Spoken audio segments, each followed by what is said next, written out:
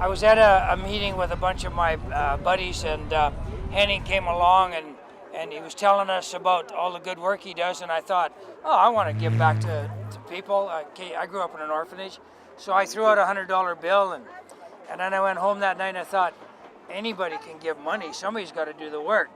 So I phoned him up and I said, I'd like to help, and it's been deeper and deeper and deeper ever since. So we turned it into a full-time charity, registered with both governments, and man, it's like a mushroom. It's just gotten bigger and bigger. It's fantastic. We're at Oppenheimer Park, which is between Cordova and Powell Street. This is our, I would say, about 47th or 48th large feeding like this of between 2,500 to 3,000 meals. And we have about, I would say, 82 to 85 volunteers. We have counted out that approximately this will be, after today's festivities, we will have handed out about 130 to 135,000 meals. And that's not counting the sandwiches and drinks and fruits that we take out during the weekdays. This is just our big feedings. We also do sleeping bag handouts at night, and we work with schools, taking students down and teaching them, because the future here is preventive medicine, not having people end up down here. It's very hard to cure the problem that most people know, but to prevent it is the future, so that the people don't end up down here. People ask us often, are you solving the problem down here? No, we have no intentions of solving the problem. It's impossible for us to do that. What we're doing is we're putting some good quality food, warm food, in some bellies of the people who haven't eaten a good meal in 2 or 3 days. We've been told when they fill up their plates, this is the best they've had since Christmas. It's the only charity that I've ever volunteered for that I'm 100% behind, because I know how Henning raises the money. He has a poker tournament, and when money he makes out of that goes right back in and buys hams and turkeys. It costs him a lot of money to put one of these on. So in order to do that, he has to have events.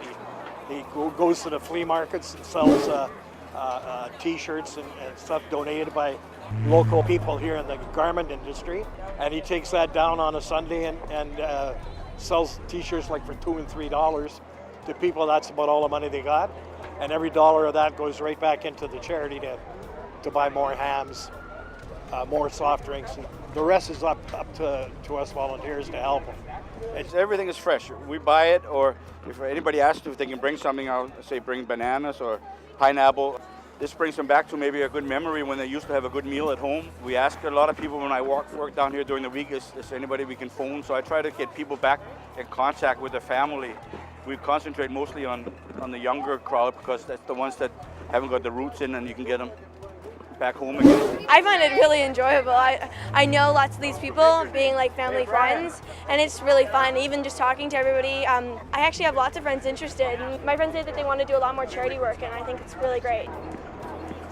Some people get up at 4 o'clock in the morning, peel potatoes, boil them, prepare them, and bring them down here for 11 o'clock start for a feeding.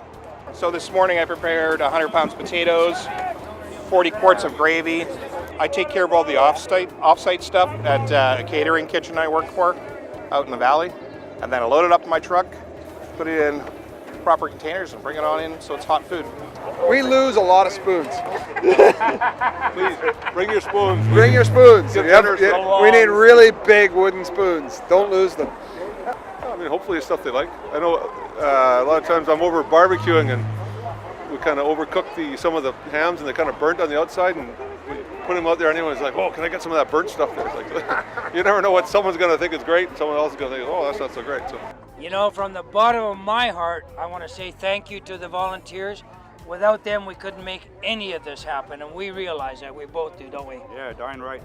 Yeah. And they've given their trust to us. They believe in what we do. That's very important. Today, when we finish our meals, we should have completed about 135,000 hot meals.